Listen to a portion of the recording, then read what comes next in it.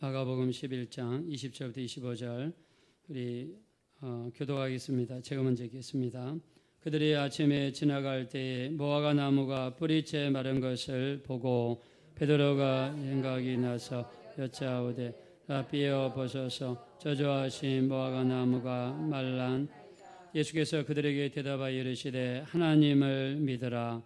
내가 진실로 너희에게 이르노니 누구든지 산들로 들려 바다에 던지우라 하며 그 말하는 것이 이루어질 줄 믿고 마음에 의심하지 아니하면 그대로 되리라.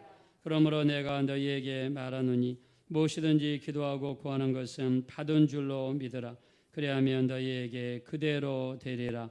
서서 기도할 때에 아무에게나 혐의가 있거든 용서하라. 그리하여 하늘에 계신 너희 아버지께서도 너희 허물을 사하여 주시리라 하시니라. 아멘. 우리 한번 따라하겠습니다. 하나님의 믿음을 부으소서. 다시 한번요. 하나님의 믿음을 부으소서. 네, 오늘 우리 예배를 통해서 하나님의 믿음이 우리 심령 속에 부어지게 되시기를 예수 이름으로 축원합니다. 네, 오늘은 우리 하나님의 믿음에 대해서 한번 말씀을 통해 나누기 원합니다. 우리가 코로나 때문에 또 모이기도 힘들고 또 그렇게 되면서 많은 믿음이 지금 떨어져 가고 있는 시점인데요.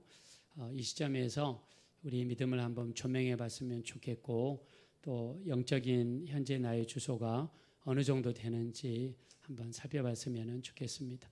말씀을 먼저 시작하면서 제가 선교사님 한 분을 여러분한테 소개를 해드리고자 합니다. 김요석 선교사님이라는 분인데요. 이번은 중국에서 선교를 하십니다. 근데 중국에서 선교를 하시는데 일반 선교를 하시는 게 아니라 특수 선교를 하세요. 중국에는 그 나병 환자들만 모아둔 그런 성이 있다고 합니다. 근데 그 사람들은 이렇게 나병 환자들만 모아놓은 그런 성인데요. 처음에 나병이 걸리게 되면 눈썹이 빠지고 그 다음에 키가 떨어지고 그 다음에 손가락이라든가 발가락이 떨어지고 나중에 이제 심하게 되면 이 다리가 완전히 분리가 된다고 그래요. 팔도 분리가 되어서 마치 몸뚱아리만 남아서 이렇게 사람들이 옆으로 이렇게 대굴대굴 굴러다닌다고 합니다. 자, 근데 그런 곳은 어느 누구도 들어가기를 원치 않는 곳인데 김용서 선교사님이라는 분은 거기에 자진해서 들어갔습니다. 그래서 그들을 섬기고요. 그들의 손이 되어서 밥을 먹여주고 또 그들의 목욕을 시켜주고 옷을 입혀주고 그렇게 하면서 그리스도의 사랑을 보이면서 복음을 전합니다. 이런 사역을 하시는 분이 김요소 선교사님이에요. 자, 근데 이분이 뭐 이렇게 못 배웠거나 또는 세상적으로 뭔가 부족해서 그런 일을 하시는 것이 아니라 이분은요 큰 신앙의 꿈을 갖고 독일에까지 가서 신학을 하신 분입니다. 자, 우리 신학 세계에서 신학이 가장 발전한 도시 이렇게 하면 나라 이렇게 하면 바로 독일을 들 수가 있습니다. 교수님들이라든가 또 신학생들 중에서 자기들이 독일에서 신학했다고 이렇게 자랑하시는 분들도 있어요. 이분이 독일에 가서 신학을 했습니다. 자, 독일은요 우리나라하고 약간 기독교 체계가 다릅니다. 거기는 독일에 있는 모든 교회는요 독일 정부 소유예요. 그래서 함부로 개척을 할 수가 없습니다. 독일에 있는 모든 교회는요 독일 국가 소유입니다. 그리고 그 교회에서 사역하는 목사님들은요 독일 공무원들이에요. 그래서 월급을 줍니다. 정부에서. 자, 월급을 주는데 월급을 아주 많이 주는 것 같아요. 평균적으로 유로화로 약 한 4만 3천 뭐 유로 정도 된대요. 우리나라 하나로 한 6,200만 원. 그러니까 목사님이 1년에 6,200만 원 받으면 대기업보다 더 많이 받는 거죠. 굉장히 많이 주는 것 같아요. 자, 그래서 이 독일에는요 신학교를 가는 문이 높답니다. 신학교에 들어가기가 어렵고 신학교에 들어가서 목사를 되려는 사람들이 많대요. 자, 목사를 되려는 이유가 그들이 은혜를 받아가지고 하나님의 복음을 증거하기 위해서라기보다는 돈 때문에, 안정된 직장 때문에, 연봉이 높기 때문에 그런 이유로 신학교를 많이 간다고 해요. 그래서 거기에 가서 신학을 공부하는데 그 대학원 강의실이었던 것 같아요. 그 공동 강의실 일반 교양과목을 듣는데 굉장히 많은 학생들이 와서 수업을 듣더랍니다. 계단식 강의실에서. 근데 갑자기 교수님이 뭐라고 그러냐면 여기 있는 학생들 중에서 성경이 사실이라고 믿는 사람들이 있으면 손 들어 보십시오. 그래서 이 김여석 선교사님이 당연히 신학교에 온 신학도들이니까 당연히 성경을 믿고 있겠지 하고 주변을 돌아봤대요. 근데 한 사람도 없더래요. 그래서 속으로 생각하기를 여기는 학생들이 여기 사람들이 많으니까 쑥스러워가지고 손을 아마 안 드는가 보다 이렇게 생각하고 의아해하면서 수업을 마치고 기숙사로 돌아왔어요. 기숙사 룸메이트한테 물어봤답니다. 오늘 사람들이 이렇게 교수님이 질문을 할 때 손을 못 든 이유는 쑥스러워서 못 든 거지. 그랬더니 그 옆에 있는 룸메이트가 뭐라고 하냐면 너 무슨 소리 하느냐. 너는 진짜로 성경이 사실이라고 믿느냐. 오히려 이렇게 반문을 하더래요. 그래서 거기서 충격을 받았답니다. 충격을 받고 나서 그냥 신학을 접고 그냥 이렇게 신학만 하면서 헛되이 시간을 보내기보다 주님 원하시는 선교를 하자. 그래가지고 중교에 가서 영혼 구원하는 선교의 일을 감당하고 있습니다. 저도 캐나다에서 공부할 때요.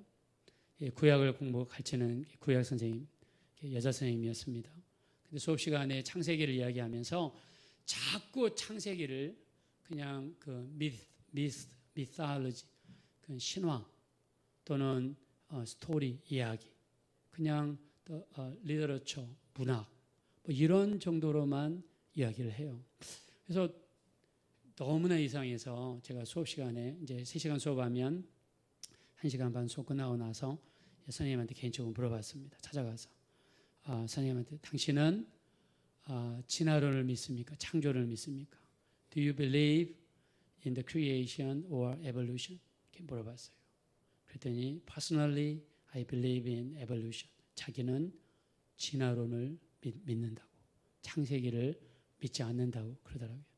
저도 거기가 장로교 신학교에 있는데 저도 정말 충격을 받았어요. 그 즉시로 학비가 아까웠지만 학교를 그냥 그만뒀습니다. 그리고 복음주의 신학교로 옮겼는데, 자, 여러분 독일이라는 나라는 어떤 나라입니까? 1517년 마틴 루터가 종교개혁을 했죠. 비텐베르그 대학교 정문 앞에 95개 조항의 가톨릭의 비리를 폭로하면서 비성경적인 것, 성경과 상관없는 것을 지목하면서 그거를 나열했습니다. 이게 촉발이 돼가지고요, 유럽 전체적으로 이게 아주 불길이 퍼져가듯이 사람들 속에 퍼져가기 시작했어요.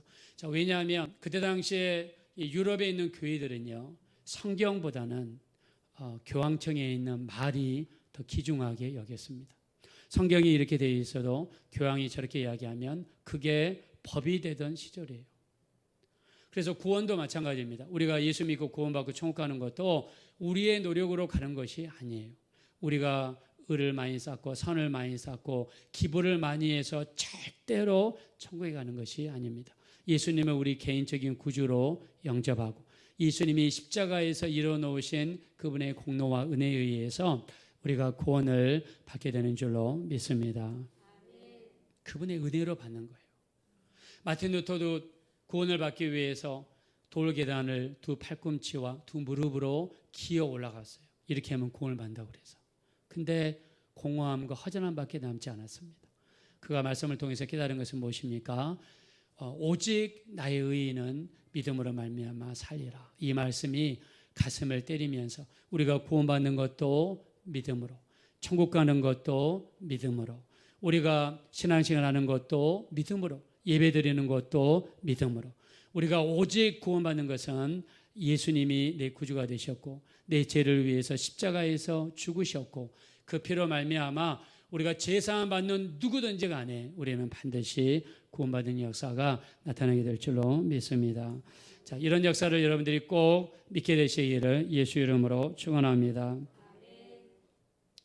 성경에도요, 처음에는 열심히 예수를 믿고 교회 다니다가 나중에는 시간이 갈수록 믿음을 버린 사람들이 아주 많습니다. 대표적인 사람이 가룟 유다예요. 가룟 유다는 예수님의 12제자에 들 정도로 믿음에 출중했던 사람입니다. 근데 나중에 자기의 생각이 너무 강해서 예수님을 팔아먹었던 사람도 가룟 유다입니다. 예수님께서 말씀하시죠. 우리 마태복음 26장 23절에 지금 나와 함께 그릇에 손을 놓고 있는 그가 나를 팔리라. 예수님은 공식적으로 2번이나 가룟 유다 앞에서, 제자들 앞에서 지적하셨어요. 지금 나와 함께 그릇에 손을 놓고 있는 사람이 나를 판다. 여러분, 공개적으로 지적을 했으면 빨리 깨닫고 돌아서야 되겠죠. 가룟 유다는 2번이나 지적을 받았지만 깨닫지를 못했습니다. 그리고 돌이키지 않고 예수를 결국에 은 30에 팔아버리고 말았습니다. 그리고 예수님을 팔아먹은 것에 대한 죄책감 때문에 어떻게 했습니까?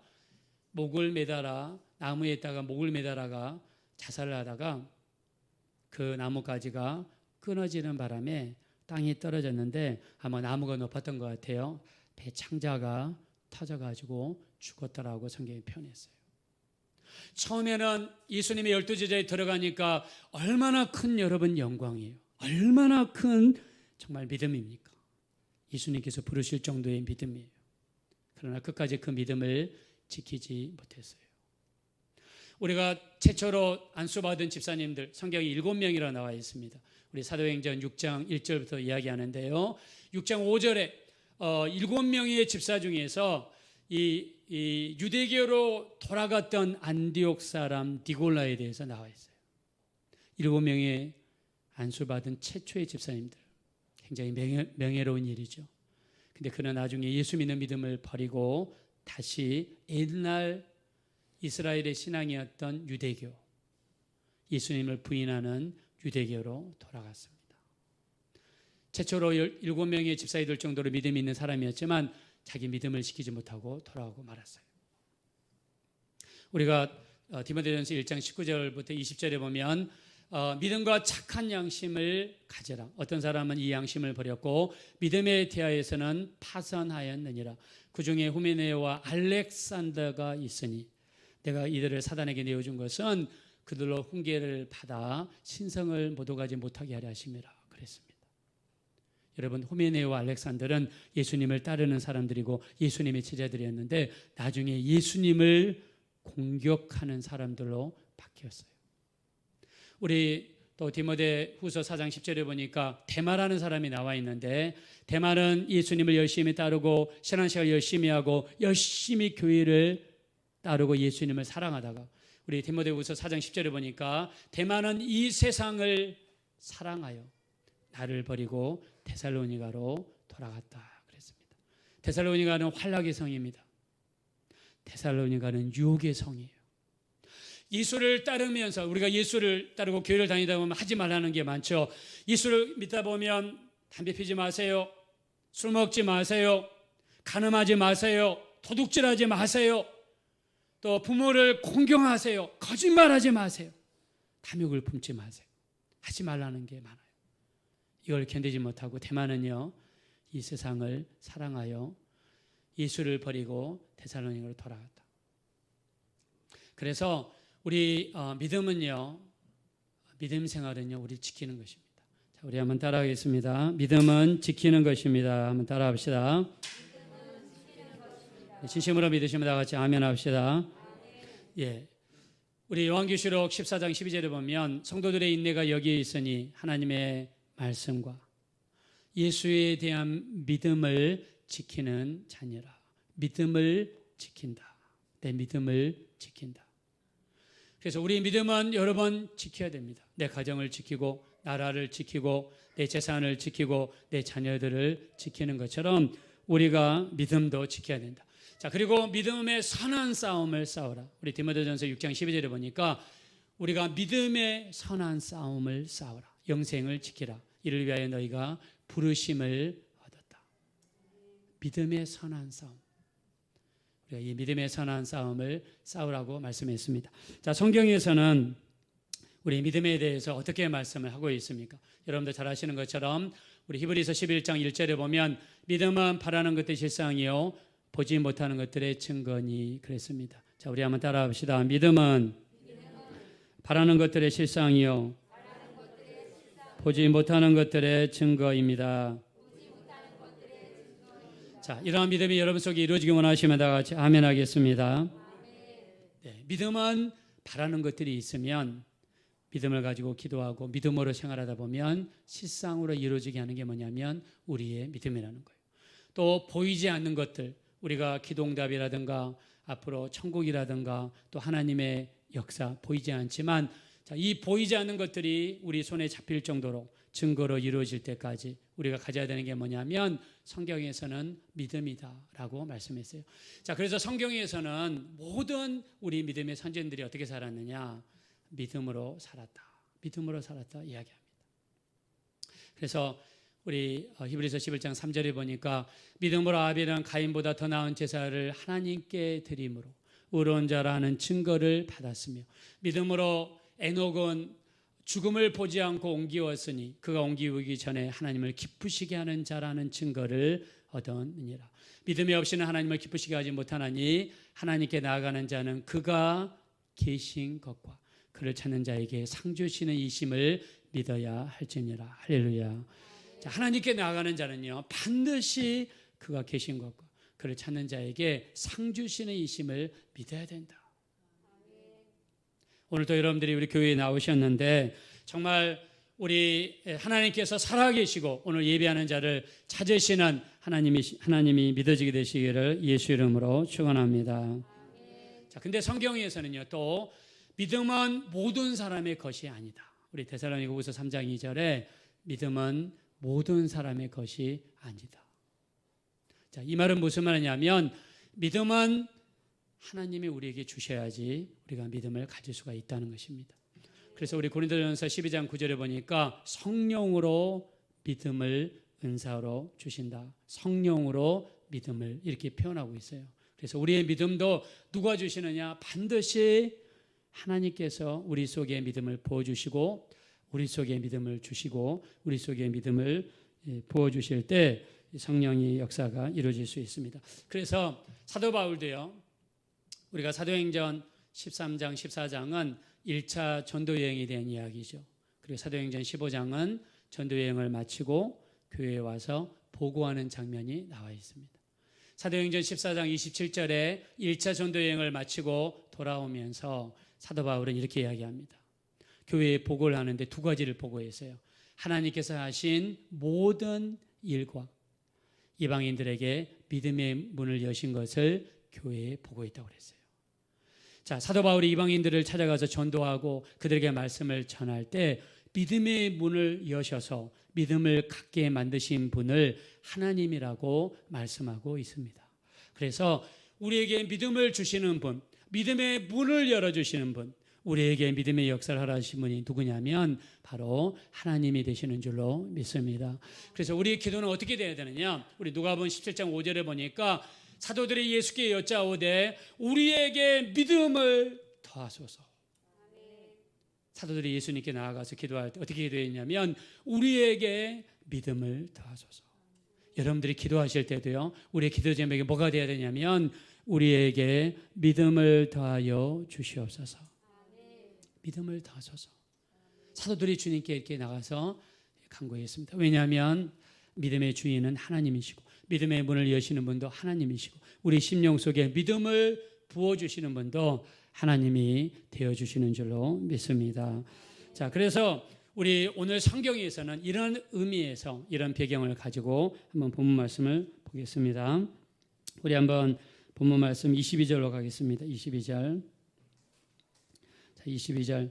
우리 한번 다 같이 읽겠습니다. 시작. 예수께서 그들에게 대답하여 이르시되 하나님을 믿으라. 아멘. 자, 우리 한번 따라합시다. 하나님을 믿으라. 다시 한번 하나님을 믿으라. 네, 하나님을 믿으라. 이거를 헬라어로 보니까요. 에케테 피스틴 데우. 에케테 피스틴 데우라고 헬라어로 한다고 합니다. 자, 그대로 번역하면 에케테라는 뜻은요. 가져라. 피스틴은요. 믿음을. 데우는 하나님의. 우리가 합쳐보면 하나님의 믿음을 가져라. 하나님의 믿음을 가져라. 즉 하나님이 부어주시는 믿음을 너희 속에 가져라. 하나님의 믿음이 너희 안에 있게 하라. 하나님의 믿음을 가져라고 오늘 예수님께서 말씀했어요. 자, 하나님의 믿음이 우리 심령 속에 부어지면 어떤 역사가 나타납니까? 자, 첫째 23절입니다. 다 같이 읽겠습니다. 시작. 내가 진실로 너희에게 이르노니 누구든지 산더러 들리어 바다에 던지오라며 그 말하는 것이 이루어질 줄 믿고 마음에 의심하지 아니하면 그대로 되리라. 아멘. 하나님의 큰 믿음이 우리 가운데 부어지게 되면 태산이라도 옮겨지는 놀라운 하나님의 역사가 우리에게 나타나게 될 줄로 믿습니다. 태산은요, 히브리 사람들, 이스라엘 사람들은 문제를 태산이라고 이렇게 이야기한다고 그래요. 어떤 큰 문제와 어려움들이 있다 할지라도 하나님이 주신 믿음을 가지고 기도하는 자 앞에서는 어떤 어려움도 반드시 물러가게 될 줄로 믿습니다. 자, 두 번째, 우리가 하나님의 믿음을 갖게 되면 24절입니다. 다 같이 읽겠습니다. 시작. 그러므로 내가 너희에게 말하노니 무엇이든지 기도하고 구하는 것은 받은 줄로 믿으라. 그래야면 너희에게 그대로 되리라. 아멘. 두 번째, 하나님이 우리에게 부어주시는 믿음이 넘치게 될 때에 우리가 무엇이든지 기도한 것은 받은 줄로 믿으라. 그러면 너희에게 그대로 되는 역사가 반드시 나타나게 될 줄로 믿습니다. 우리 예수님께서 하나님이 부어주시는 이런 믿음이 우리 속에 부어질 때 이런 역사가 나타나게 될 것이다 말씀했습니다. 자, 그래서 우리가 하나님이 부어주시는 믿음, 하나님이 주시는 믿음을 우리가 소유해야 되는데요. 그렇게 하기 위해서는 어떻게 해야 됩니까? 첫째, 제가 여러분들한테 제안드리고 싶은 것은 부지런히 말씀을 들어야 되고요. 말씀을 읽어야 될 줄로 믿습니다. 우리가 교회 다니면서 우리가 예배 드릴 때 가장 중요한 시간이죠. 예배 드릴 때 우리가 말씀을 들을 때 귀를 쫑긋 세우고 말씀을 듣게 되면 말씀을 듣는 걸 통해서 우리의 믿음이 반드시 자라나게 될 줄로 믿습니다. 더 나아가서 우리가 좀 더 열심을 낸다면 집에 가서 성경을 읽는 것입니다. 아니면 극동방송을 듣거나 설교 말씀을 듣는 것입니다.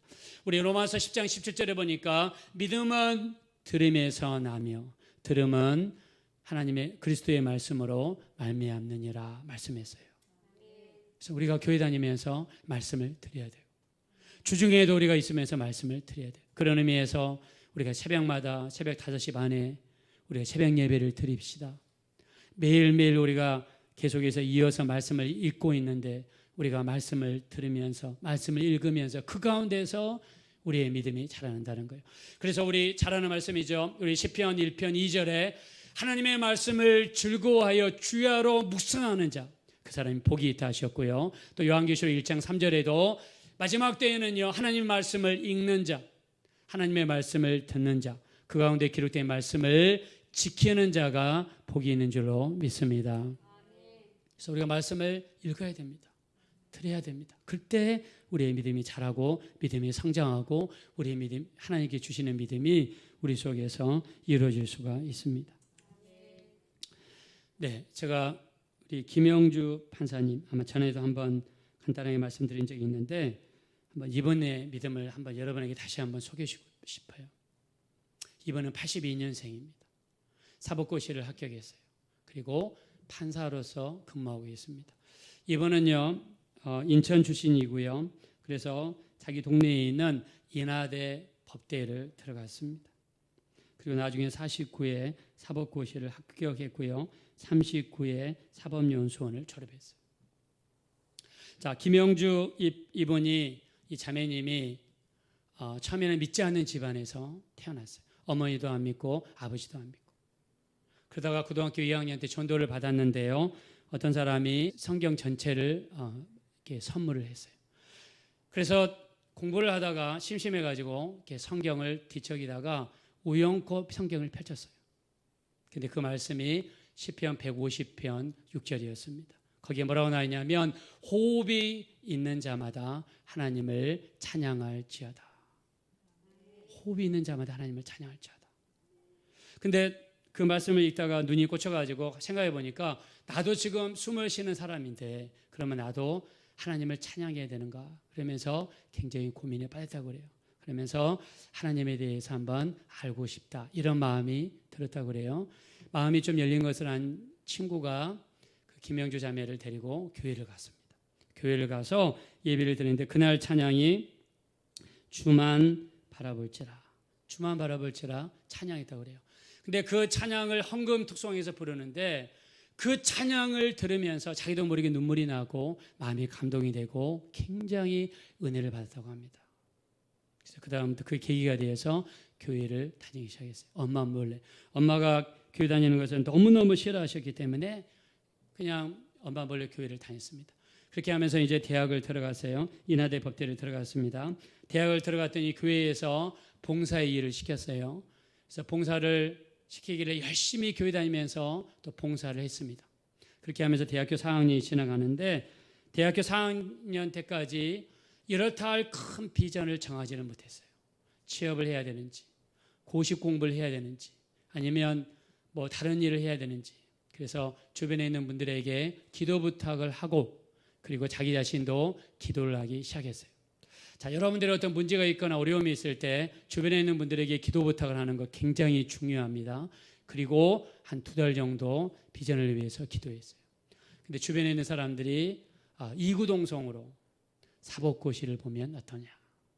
그래서 2달 동안 기도했고 자기 마음도 그런 감동이 왔고 주변에서 그런 이야기를 했었기 때문에 대학교를 졸업한 다음에 사법고시를 준비하기로 결정을 내리고 부모님의 허락을 받았습니다. 왜냐하면 사법고시는 방에 들어가서 공부만 해야 되니까 경제적인 지원이 좀 필요하죠. 그래서 부모님의 동의가 필요했기 때문에 부모님의 동의를 받았어요. 그리고 신림동으로 가서 고시촌에 들어가 공부를 시작했습니다. 신림동에 가서 이분이 정말 가장 행복했던 것은 집에서 눈치 보지 않고 성경을 볼 수 있는 것, 눈치 보지 않고 찬양하고 눈치 보지 않고 교회 가는 것. 교회도 신림동에서 부평인가 아마 부천이었던 것 같아요. 주일날 되면 거기까지 가서 예배를 드렸습니다. 자, 이 자매님이 처음 믿음을 갖게 된 게 무엇입니까? 무심코 펼친 성경 말씀이 그 심령 속에 들어오니까 그 마음 속에서 믿음이 생겨난 것입니다. 자, 그러면서 하나님 앞에 기도를 했습니다. 하나님, 보통 사람들은 사법고시 1차, 2차, 3차까지 5년에서 7년 정도 걸리는데 저는 3년 만에 끝내게 도와주십시오. 제가 3년 만에 끝낼 수 있다는 것을 주변 사람들에게 간증하게 도와주십시오. 그렇게 하면서 주일만 되면 멀리 있지만 부지런히 주일 성수를 하고 그리고 교회 가서 늦게까지 봉사까지 하면서 그렇게 했다고 그래요.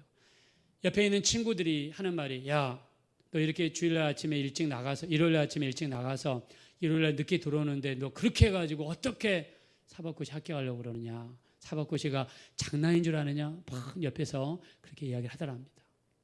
그런 말을 들을 때마다 고민이 되었다고 합니다. 그때마다 그는 기도했대요. 하나님, 내가 주일을 이렇게 드리면서도 그리고 내가 이렇게 봉사하면서도 할 수 있다는 것을 사람들에게 보이게 도와주십시오. 그렇게 했는데 1차 시험을 봤다고 그래요. 근데 1차 시험에서 떨어졌습니다. 떨어졌어요. 그리고 엎친 데 덮친 격으로 아버지가 가게를 운영하시는데 가게에 불이 났어요. 그리고 아버지가 화상을 크게 입어가지고 병원에 실려갔습니다.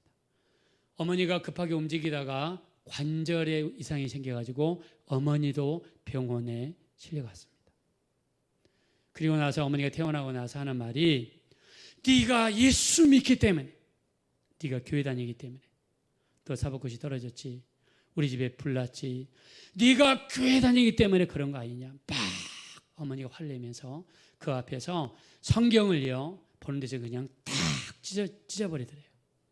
그리고 신앙서에도 찢어버리더래요. 그러면서 너 교회 다니지 말라고. 집안에 종교가 있으면 집안에 불이 이렇게 보라가 생긴다고 막 화를 내면서 교회 다니지 말라고 이렇게 화를 냈대요. 울면서 다시 신림동에 왔다고 그래요. 근데 그때 고민이 엄청나게 들더랍니다. 내가 주일날 교회를 가야 되느냐 말아야 되느냐, 내가 교회에서 봉사까지 해야 되느냐 말아야 되느냐, 그걸 가지고 고민이 생겼다고 그래요. 근데 하나님께 기도하면서 마음속에 감동이 왔답니다. 우리 먼저 그의 나라와 그의 의를 구하라. 그리하면 이 모든 것을 너희에게 더하시리라. 할렐루야. 그 말씀이 또 마음속에 자기 마음을 사로잡더래요. 먼저 그의 나라와 그의 의를 구하라. 그래, 내가 1차 때도 그 주일 예배 이렇게 드리고 했는데 내 힘으로 하냐. 어차피 그분 말 들어보니까 인하대 법대에 나와가지고 사법고시 보는 사람들이 별로 없다고 그래요. 힘들고 어려우니까. 그냥 어차피 뭐 밑자의 본전 아니냐 그러면서 어차피 내 실력, 내 능력으로 되기 어려운데 하나님의 힘으로 되자. 그렇게 하고 간절히 기도를 시작했다고 그래요.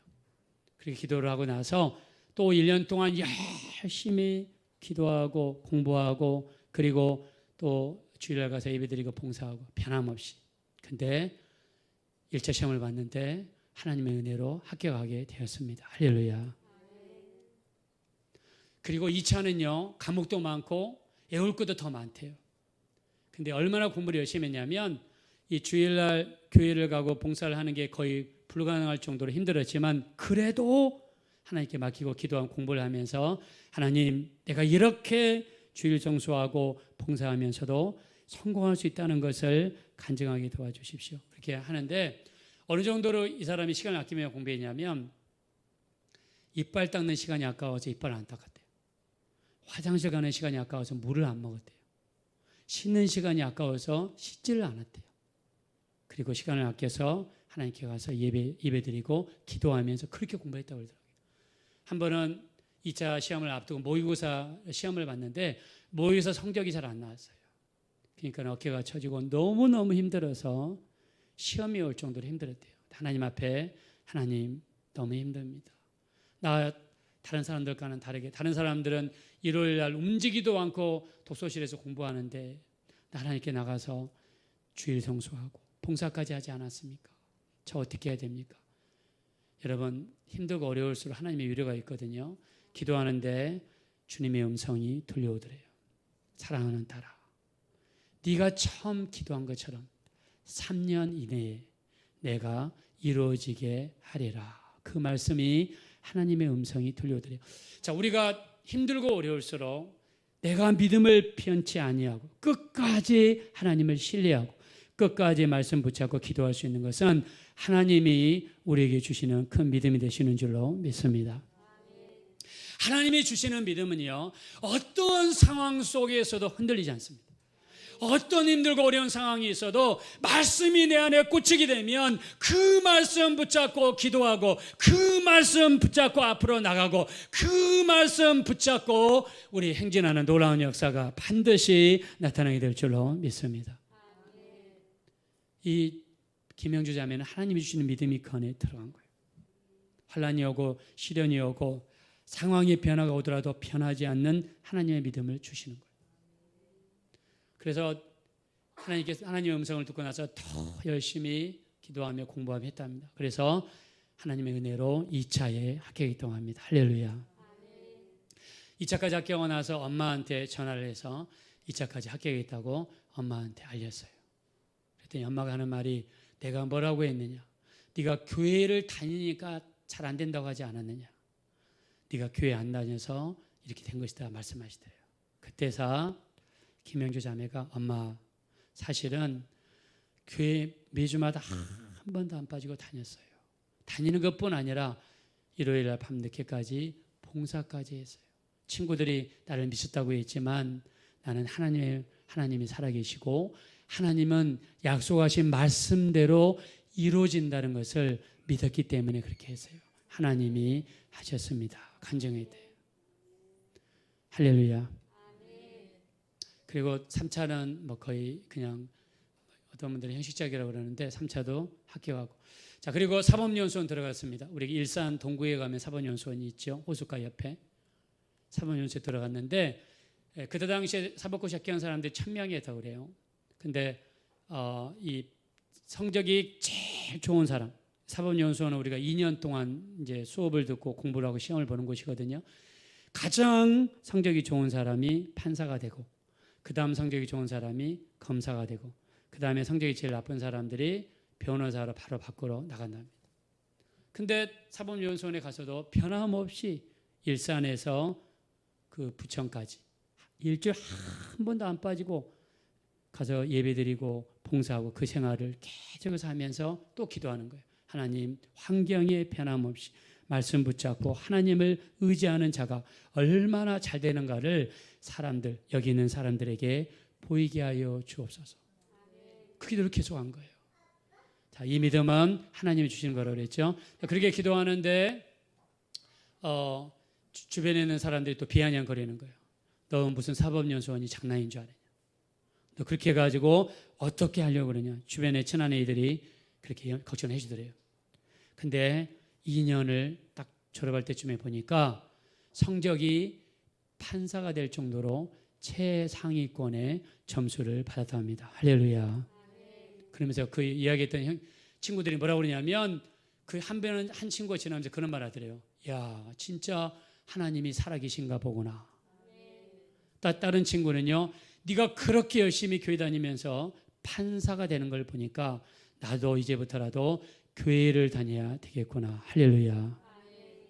자, 우리 하나님이 주시는 믿음은요, 우리가 신앙생활하면서 열심히 교회를 다니면서 하나님은 살아계시고 그를 찾는 자에게 상 주시는 이심을 우리는 반드시 믿어야 될 줄로 믿습니다. 교회를 다니면서 우리가 믿음이 없이는 하나님을 기쁘시게 하지 못한다고 그랬어요. 우리가 전 세계 80억 인구 중에서 교회를 다니고 예수를 믿는 사람이 25억 명이나 됩니다. 우리나라 5천만 인구 중에서 1200만 명의 사람들이 교회를 다니고 예수를 믿고 있어요. 그 많은 사람들이 세뇌를 받았겠습니까? 아닙니다. 교회를 다니면서 살아계신 하나님을 경험하고 체험하고 만난 사람들이 우리 주변에 수도 없이 많다는 것입니다. 하나님이 주시는 믿음이 여러분 가운데 부어지게 되시기를 예수 이름으로 축원합니다. 하나님이 주시는 믿음이 우리 가운데 부어지셔야 돼요. 그러기 위해서는 우리의 믿음은 들으면서 나며 들음은 그리스도의 말씀으로 말미암느니라 그랬습니다. 우리가 말씀을 들을 때 마음을 활짝 열어야 됩니다. 두 번째 조건이 뭐냐면 우리 누가복음 8장 15절 우리 마음이 옥토와 같이 되어야 됩니다. 옥토는 어떤 마음입니까? 착하고 좋은 마음으로 말씀을 듣고 지키어 인내로 결신하는 자. 자, 우리 한번 따라합시다. 착하고 좋은 마음으로 말씀을 듣고 지키어 인내로 결실하는 자가 됩시다. 할렐루야. 네, 이런 정말 우리가 착하고 좋은 마음이 그런 마음으로 말씀을 들을 때 하나님은 그런 환경을 통해서 우리의 믿음이 자라게 하신다는 거예요. 여러분, 아브라함을 보십시오. 성경에서는 아브라함의 믿음을 어떻게 표현합니까? 로마서 4장 17절 아브라함의 믿음은 죽은 자를 살리시며 없는 것을 있게 하시며 바랄 수 없는 중에 바라고 믿었으니 그의 나이가 100세나 되어 자기 몸에 죽은 것 같음과 사라의 태에 죽은 것 같음을 알고도 믿음이 약하여지지 아니하고 믿음이 없어 하나님의 약속을 의심하지 아니하고 오히려 믿음에 굳게 서서 약속하신 말씀은 반드시 이루실 것을 확신하였으니 하나님께서는 그것을 의로 여기셨다라고 말씀했습니다. 할렐루야. 여러분, 나이가 100세가 된 사람이 어떻게 얘기를 해요? 나이가 90이 된 사람이 어떻게 얘기를 합니까? 그럼에도 불구하고 믿음이 약해지지 아니하고 믿음이 없어서 하나님의 약속을 의심하지 아니하고 오히려 믿음에 굳게 서서 하나님이 약속하신 것은 반드시 이루실 것을 확신했다고 그랬습니다. 여러분, 코로나 때문에 우리가 지금 힘들고 어렵습니다. 우리가 교회를 가는 횟수가 적어지고 또 말씀을 듣는 시간들이 줄어들면서 많은 사람들의 믿음이 떨어져 가고 있어요. 여러분, 지금은요 말씀으로 돌아가셔야 됩니다. 예배 가운데로 나오셔야 됩니다. 말씀을 들을 수 있는 시간이 늘려지게 되시기를 예수 이름으로 축원합니다. 그리고 착하고 좋은 마음이 되셔서 말씀을 들을 때마다 하나님께서 여러분의 심령 속에 믿음을 쏟아 부어 주시게 될 줄로 믿습니다. 그래서 우리는 주님을 바라보시고 주님을 의지하시고 오늘 또 믿음의 주에 온전케 하시는 예수님을 바라봤으면 좋겠습니다. 자, 우리 한번 찬양 하나 한번 드려보겠습니다. 주만 바라볼지라. 우리 아까 김영주 판사님이 그 헌금 특송하는 이 주만 바라볼지라 들으면서 감동을 받았다고 했는데 어떤 찬양인지 우리도 한번 감동을 받아봅시다.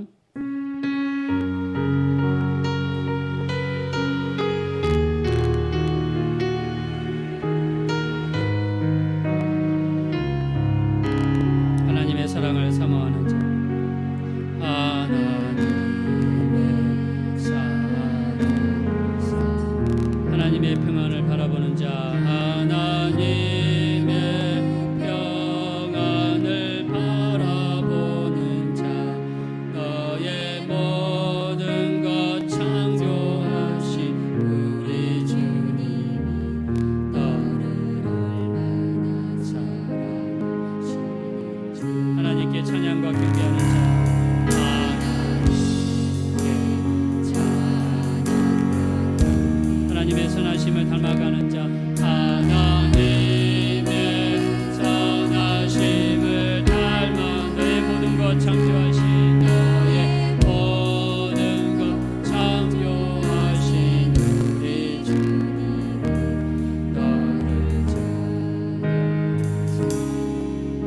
가운데 손 얹으시고 하나님의 사랑이 눈으로 하나님 사랑의 눈으로 너를 어느 때나 바라보시거든 하나님 인자함으로써 하나님 인자함으로써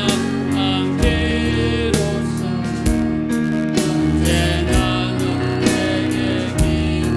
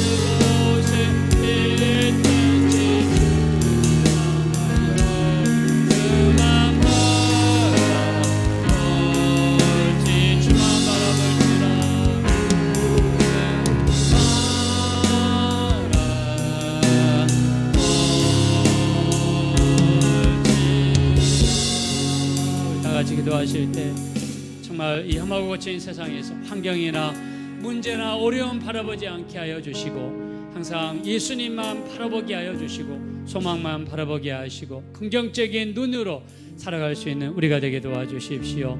우리 하나님이 부어주시는 믿음으로 충만한 우리 삶이 될 수 있도록 우리를 축복하여 주십시오. 우리 합심으로 간절히 기도하겠습니다. 오라시오리 아버지 하나님 진심으로 감사합니다. 우리 하나님 고맙습니다. 감사합니다. 우리 주의 이름에 감사가 되시옵소서. 우리 하나님 이 시간에 우리를 불쌍히 여기시고 긍휼히 여겨주시옵소서. 하나님 앞에 나와 온전히 예배할 수 있도록 기도할 수 있도록 우리와 걸음을 부정해 주심을 감사합니다. 돌아오신 하나님 감사합니다. 우리 하나님께서 쏟아 부어주시는 하나님의 믿음이 우리의 심령 속에 풍성하게 넘칠 수 있도록 우리를 축복하여 주시옵소서. 하나님의 믿음이 우리 가운데 부어지게 되면 이 산들로 들려져 바다에 던지라 해도 그렇게 될 것이라고 하셨습니다. 어떤 문제 어려움이 있을지라도 기도할 때마다 우리에게서 떠나가며 해결되는 놀라운 하나님의 역사가 우리 가운데 넘칠 수 있도록 축복하여 주시옵소서. 감사드리며 존귀하신 예수님의 이름으로 축복하며 기도하옵나이다.